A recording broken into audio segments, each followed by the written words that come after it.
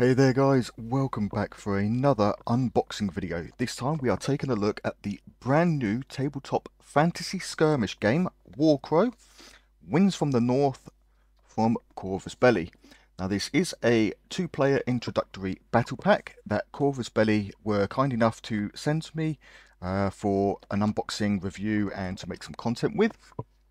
I will say right now, today, as of recording this, is the 16th of July, and I was told not to post anything until after the 5th of August. If you are watching this before the 5th of August, it means that they have given me permission to post early, because a few other YouTubers have been posting unboxing videos and such. So, a quick thing about the Warcrow. If you are seeing this video before the 5th of August, there is currently a pre-order, we'll say pre-order campaign running, where you can get this box set as well as, well, basically this pack that is on your screen now. So this pack includes the starter box set, the core rulebook, or the Warcrow book, and this exclusive pre-order miniature. So pricing is currently €194.90 on the Corvus Belli website. You can find this obviously in pounds, and prices will vary on other online stores, but that is sort of the going price. At the time of recording this, they do have $219.85 slashed out, and I believe that is because that would be the price if you were to buy these three things individually. But if you buy them all together during this pre-order window, you'll get them for €194.90, or British pounds. Obviously, you'll have to look that up. You can buy the box set separate for €129.95. The book separate for €64.95, and the exclusive pre-order exclusive edition miniature, the Alwart Ice Bear, for €24.95. So please bear in mind that as long as you're seeing this before the 5th of August, that pre-order is up until, I believe it is the 4th of August or the 5th of August, and then it goes on for actual retail. If you are seeing this after the 5th of August, you may be able to find some stores that may have copies of the pre-order bundle available, but otherwise expect to just be able to purchase the Winds from the North and the Warcrow book separately, and the Ice Bear is a pre-order exclusive, so chances are it's going to be a little bit more difficult to find. So yeah, those are the prices and the various bundles and things that you can buy separately, depending on when you're seeing this video. But let's take a look on the back.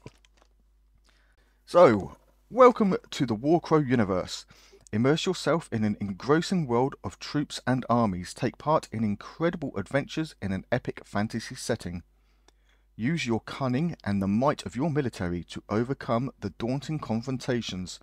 Fight for what you believe in, unravel the mysteries that surround you, defend your territory, and advance the destiny of your nation. Make use of magic when necessary, but keep in mind there is a price to pay when dealing with the arcane arts.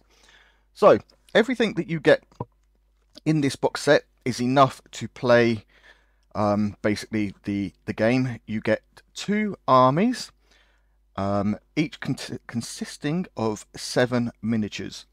So you get the disciplined hegemony of Embasig, which are essentially humans and elves and things like that, sort of the fantasy races. And you get the ruthlessly aggressive northern tribes, which are basically orcs and a few other races in there. Top of my head, I can't remember the name of one of the other races that is mentioned.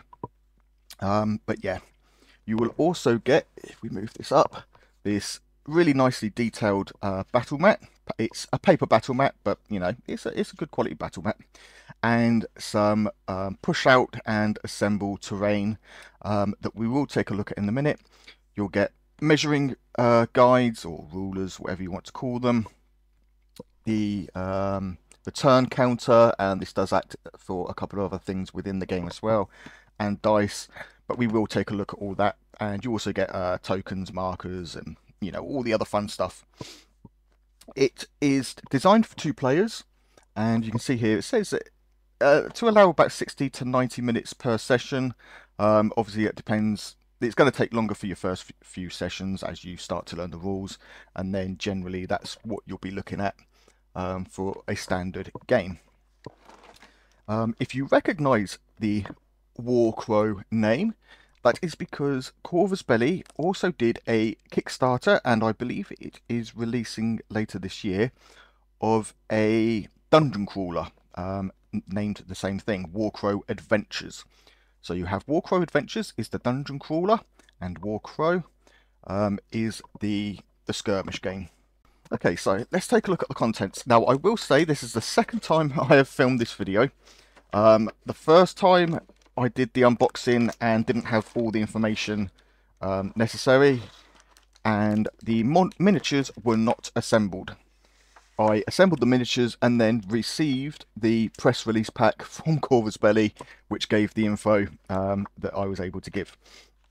So the miniatures do not come assembled like this. I have assembled these ready to paint.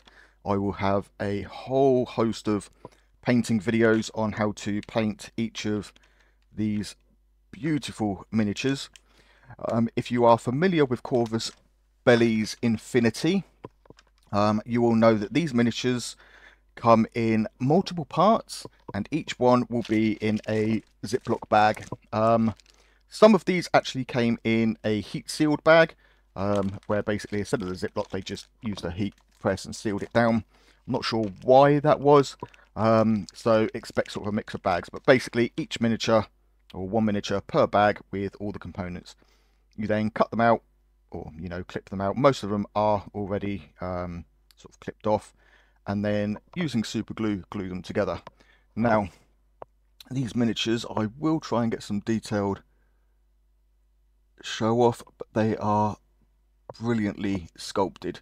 The only issue I have with this is they are not using metal. All of Warcrow's miniatures are going to be in this plastic resin, which is, they call it Cyocast. I'm not a huge lover of it. It has a bit of a flexy feel to it, which isn't too bad. You know, it stops bits breaking off, but it means any flashing and mold lines are a little more difficult to remove than metal or harder plastic. Also, some of the pieces, you can see here the arm, there's a bit of a gap. They don't seem to fit together as well as metal miniatures or actual plastic miniatures, but it's not a problem. A little bit of putty filler in these. The majority of them are fine. Like this one, you can see there's, you know, no gaps or anything. It's just some of the larger ones, you'll notice that there may be a little bit of a gap. I recommend dry fitting to start with, and if you notice a gap, maybe shave down the tabs. It's hard to explain without a piece, but basically you'll get 2 halves. One will have an indentation in it, and the other one will have a raised area like a tab. I found that cutting that down just on the side slightly allowed them to fit together a little bit more smoothly. You could even shave it down to get it a little bit thinner. Just be very careful with how much you remove and what you remove, as you don't want to mess up assembling your models.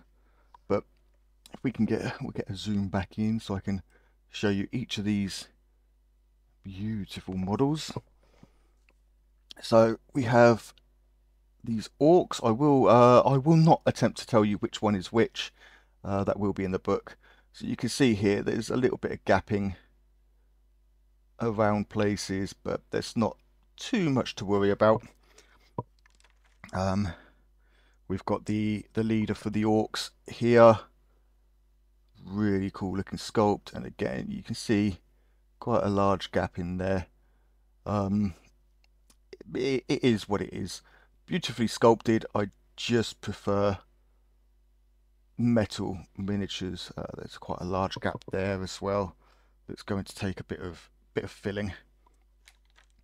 We've got one of the hegemony guys here. I think this is one of the sort of characters. Basically, the miniatures are split into characters and troops. So here's one of the standard troops for the hegemony of Embasig.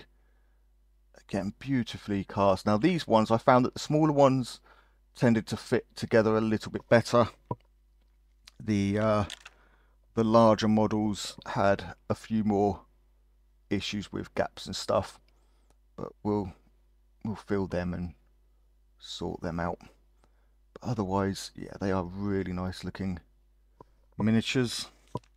So we have a magic user here for the northern tribes. Really nice. Look at the detail on that.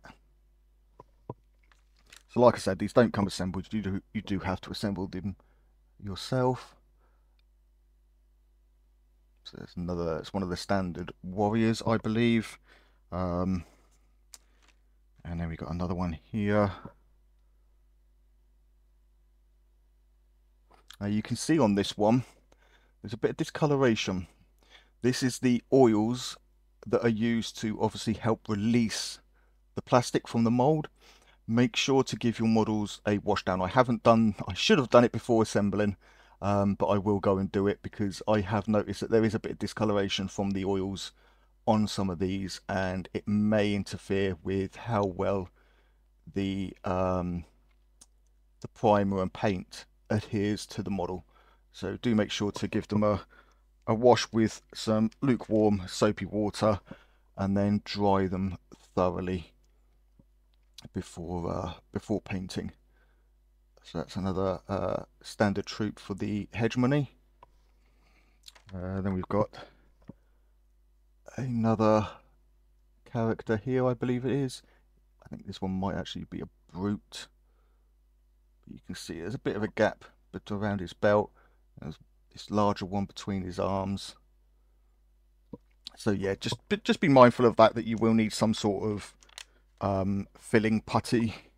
I use the green stuff, the liquid green stuff that comes in a pot, and yeah, there are other things that you can use.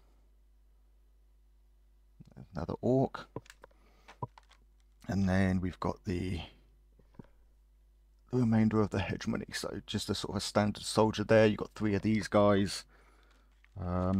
This one I really like, the doctor. He's got that old doctor's sort of crow mask, which looks really cool, and then he's got looks like a medical bag or something there. So yeah, really cool miniatures. And then this is the hegemonies, the Embasigs magic user. You can see there's a bit of flashing there that I need to remove on the inside of his boot. We look at the ears. He is an elf. I've got to remove that little bit there that I've just noticed. So yeah, do make sure that you're removing those pieces. And then I think one more that we haven't seen is this guy. So yeah, those are the miniatures. Also in this, we get a pack of dice. Now these are 8-sided dice, but instead of numbers, they have these fancy little symbols on them.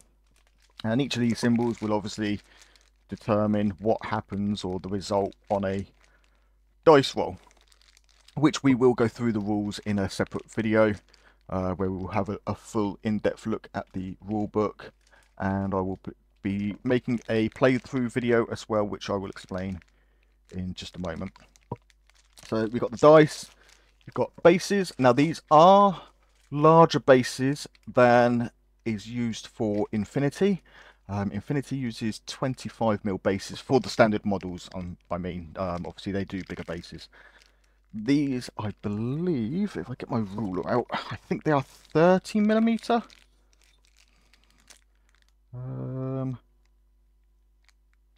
28. Is that right? So 28 on the top side, 30 on the bottom. So if we go by the bottom, they are 30mm bases. So if you want to use any kind of custom bases, just make sure it is important that they are 30mm. As far as I'm aware, all miniatures in this use the 30mm bases. At least everything in this pack does, and I believe the Ice Bear does, and some of the future upcoming miniatures all use 30mm bases. Also in here, if I can get it out, we have the cards. So let's zoom out a little bit. So here we have the cards that are required to play. So instead of having a book or sheets with all the different stats and everything on, each, I won't say each miniature, I will say each unit. A unit can be a single miniature, or it can be 3 or more, or 2 or more miniatures. But all miniatures have these cards. We will go through in another video what all of the stats and everything mean on the cards. But essentially you've got what dice you need to roll when you're attacking, when you're defending, how much you can move. I believe this is your health, possibly. And then we've got some other things that I can't remember off the top of my head. I did go through the rule book. They are double-sided. I'm not entirely sure why. I think... do the stats change? I don't... oh, no, different languages. So we have Spanish on one side and English on the other. Currently, it is only available in English and Spanish, but Corvus Belli are working to release in other languages as well. So yeah, so the cards are double-sided for depending on the language. If we flip these round, have I got the English side here? Yes, I've got the English side here. So what we've got is character cards will always have the symbols on the bottom of this, their picture, and they won't have a number here that tells you some details about the unit size. So you can see this one's got a thing, this one's got one, this one's got one. Those are the 4 characters. Then we've got the Black Legion. So we can see here 3+. So if you have 3 or more models in the unit, then this is the stats that you use for attacking and defending. If you have 2 or less, then you use this. So a unit, rather than having a card for every model, they've done 1 card for the unit, because otherwise the cards would just be identical.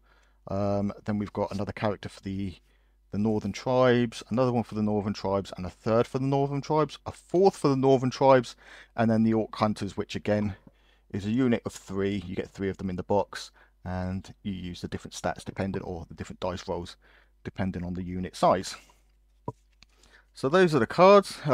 Very nice, glossy, good detail card. I'd say probably about playing card thickness, maybe slightly thinner, but yeah, some nice cards.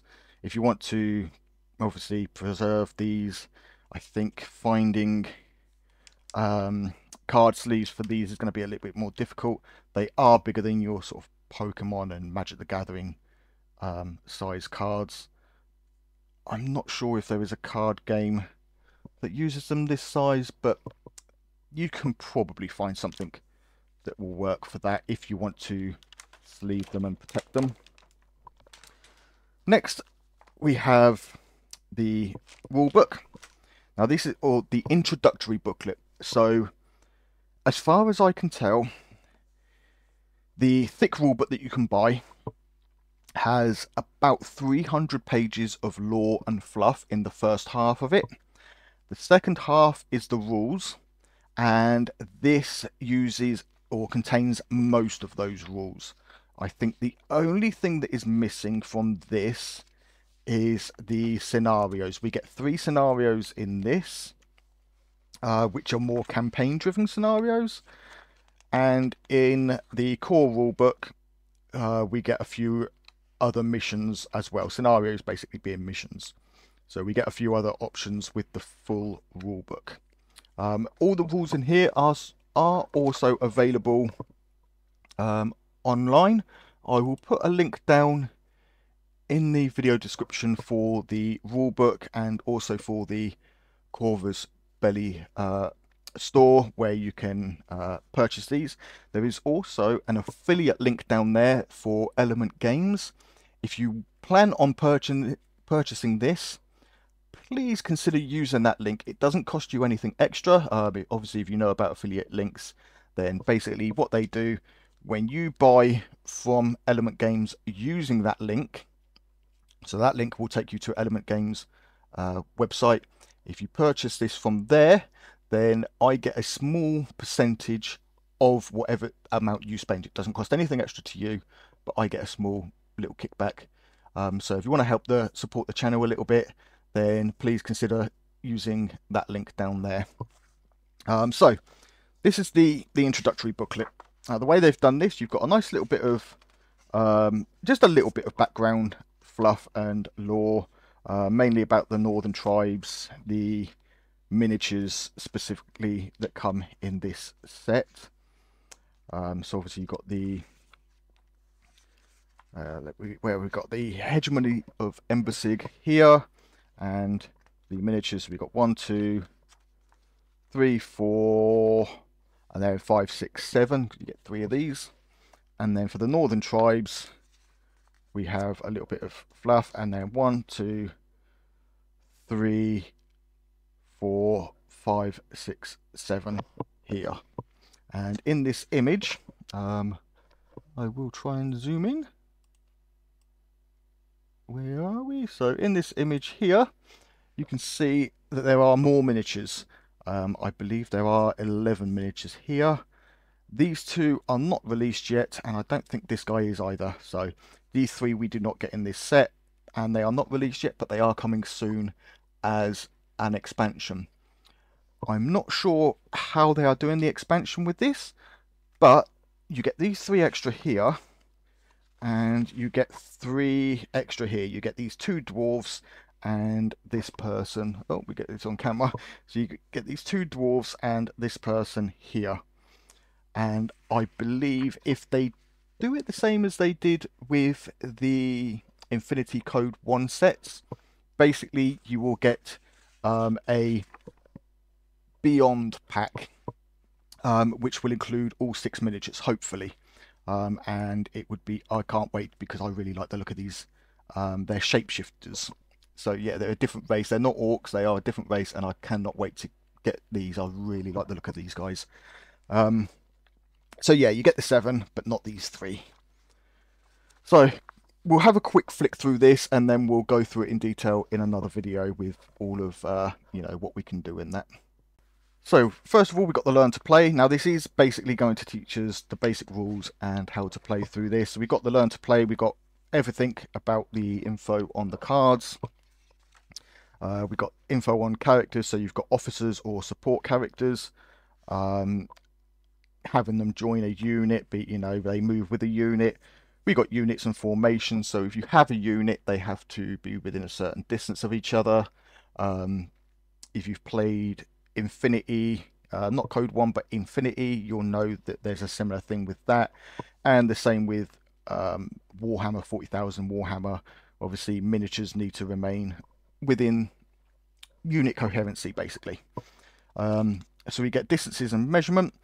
In this, the movement is called strides. So 1 stride is 15 millimeters. The equivalent to the radius of an infantry base. So the circumference being the outside, the radius being across. I think that's right. I wasn't great at maths, but yeah, so 15 millimeters across.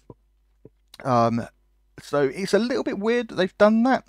Instead of using centimeters or inches, they've gone for 15 millimeters is a stride, and you move in stride. So if your character card set under the move says 3, That's 3 strides, which is 45 millimeters. So unfortunately, using a ruler for this is going to be a little bit more difficult, or a tape measure, because you're going to be doing 15s, 30s instead of every 10 centimeters, 10 millimeters. So every centimeter, you're doing a centimeter and a half per movement. A little bit weird. I think it was a way to make it their own, but I think preferably inches may have been better. We've got a little bit on line of sight. So we've got here the dice and the symbols available on each of the coloured dice. So you've got 3 sets of attack dice. This is the red, orange and yellow. And then you've got 3 sets of defend dice. So that's the green, blue and black. We've got dice pools. What else we've got? Different, about the different rolls that you'll be making. And then a tutorial scenario. So this I'm going to play through as a video. This tutorial scenario goes on for a few turns, or game rounds and turns, and gets you sort of started, and then it leaves it for you to carry on until the game is finished. So I will have a video up of that, so make sure to check the playlist that this is going to be in. We'll put that in the top corner here now. So if you check that playlist, then obviously you'll see painting videos and how to play and all the other fun bits about Warcrow. I will take this time to quickly say, if you are interested in this and would like to see especially painting videos, but also other videos such as the playthroughs and the the upcoming things and stuff like that, information videos, let me know down in the comments what if you're getting this and what you would like to see. But also let me know that you're enjoying this content by throwing a like, and if you want to see more of it and you're not yet subscribed, hit that subscribe button. And obviously you'll get all the lovely Warcrow goodness. So we've got these turns. I think it goes to turn 3. Yes, so turn 3 is the last turn, and then continue playing. And basically that's an introductory that will get you through the rules and everything. Then we have things on command tokens, skills, opportunity attacks, all the rest of the rules, the different states that we can be in, demoralized units, so they run away and things like that. Then we have the campaign. So Warcrow is a very story-driven game. You can play it in individual one-off, just a game here and there, but it is also designed as a sort of a campaign game, and this does have a mini campaign. There is a bit of background lore on the setting for this campaign.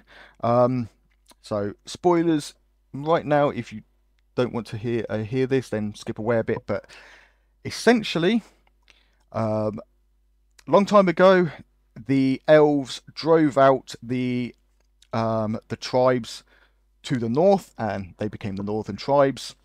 There were peace in the land, and the northern tribes decided, or they united and decided, that they wanted some of their land back. So they have moved down from the north, hence the name, Winds from the North. They have moved down, they've taken over the Island of Chains, and they are moving down into Grotgard. Grotgard. I think that's right, Grotgard. And this is where the campaign takes place. So you've got these 3 areas that they are attacking, and I believe, I haven't checked it, but I believe that is the way that the campaign is worked, that they'll be attacking these different areas. And then, so you'll play these scenarios, which is parts of the campaign. You've got 1, 2, and 3. They have objectives and things like that that you have to accomplish. At the end of the campaign, depending on who won, you have a little blurb here on the victory of the hegemony of Embusig. So if the hegemony won, then this bit applies, and if the northern tribes win, then this bit applies. We have on the inside of the back cover here a tracker, basically, so you can name your general. You can give your general a name for each of the two miniatures or the two armies. Then the achievements. So you mark the achievements, your military points, your arcade points, and then eventually you'll add them up at the end of the 3 scenarios and determine who won that mini campaign overall. This I really like the idea of, and I really hope to see campaign books for this. Corvus Belli, if you are watching, I would love the idea of nothing super, nothing thick. Maybe a 10 scenario campaign, even if you could do it for free, would be amazing. Mini campaigns online. But yeah, campaign books in the region of £25 to £30, where they just have a bunch of scenarios and basically it tells a story of how things progress. Maybe even have 2 at a time. One for the hegemony and one for the northern tribes. I know there are going to be other factions, so eventually you could release those as well. So if, say, the hegemony won this campaign, then you would purchase the hegemony book. And if the northern tribes won, you could purchase that. And it would basically see it from a different perspective. Or combine it, make it into one, and you could choose, first half of the book and second half, just some ideas. And I think that would be really, really cool. Then we have on the back here, sorry about that, but yeah, I'm just really getting into this. On the back here, we have a reference sheet, which basically you can just keep off to the side, and it just, all the basics, the game setup, stress and morale, demoralized units, the dice rolls, and then what you do when you activate a unit, which is the main sort of thing of a round. So yeah, that's the introductory booklet.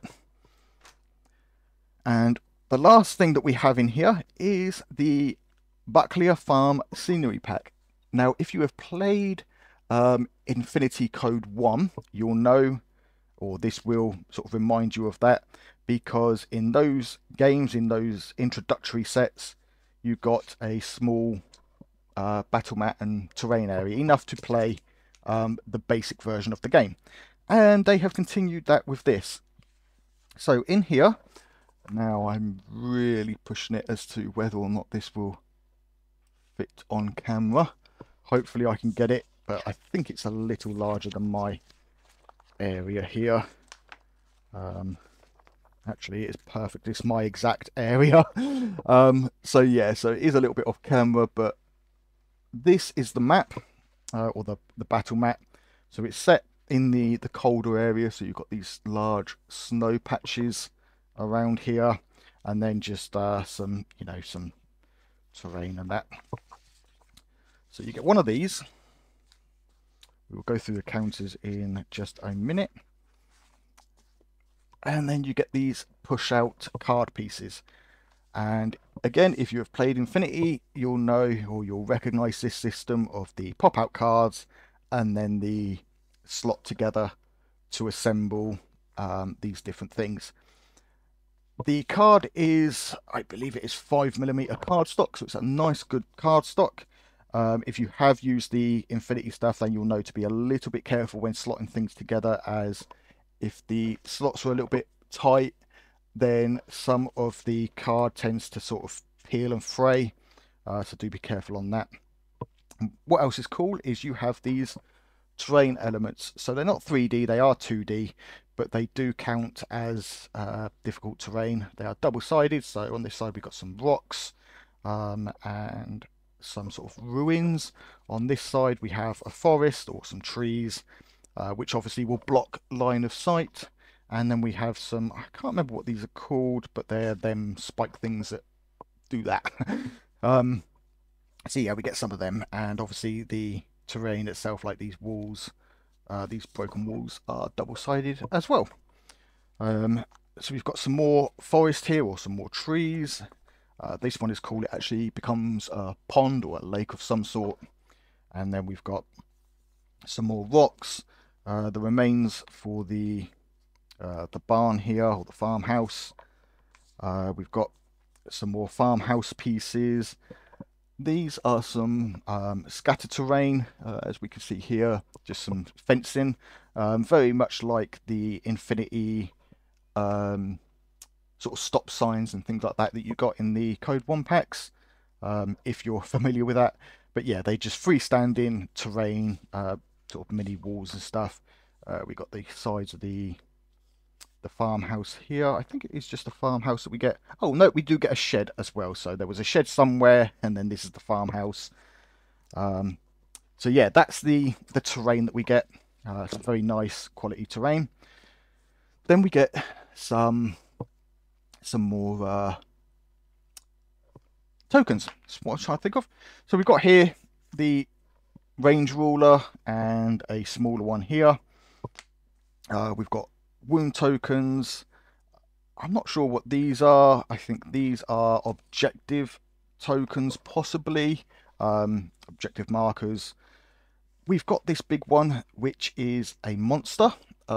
This works similar to the Infinity Code 1.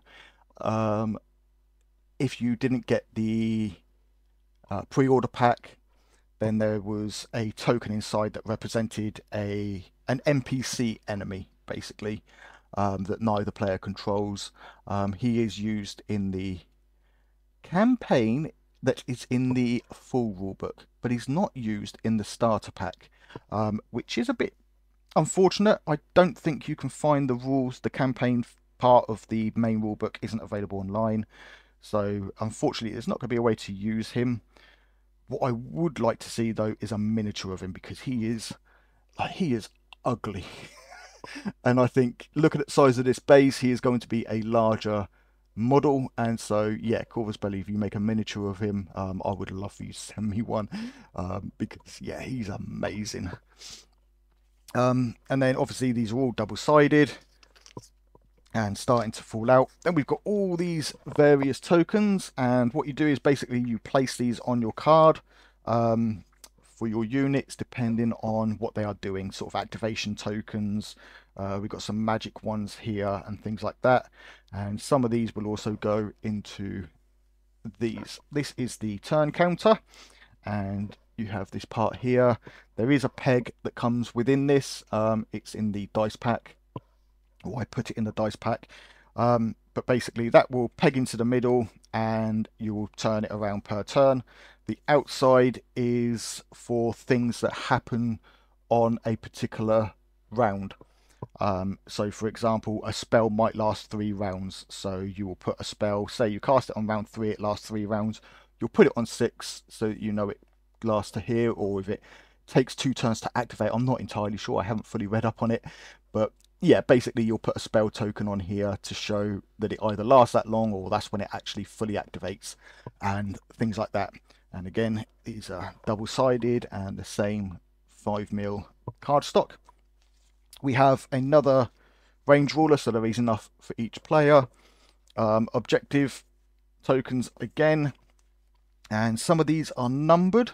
I think these ones are spell scrolls possibly, but yeah, some of these are numbered, so obviously they'll have slightly different uses than the unnumbered sides. And yeah, that is it. So that is the full set, guys. I hope you've enjoyed this video. I know it's a little longer than some videos, coming up to 40 minutes now, so I will try and tie this up. If you have enjoyed the video and you are looking forward to seeing more content from me for Warcrow, Infinity and other stuff, make sure to let me know your thoughts down in the comments. Hit that like button. If you hit that like button and you interact in these comments, this video gets bumped up the algorithm, shown on that front page more, and so more people see my content, and obviously helps the channel grow. Please guys, I really want this channel to grow. My TikTok is doing great, almost 3,000 followers over there, but I need that same thing over here.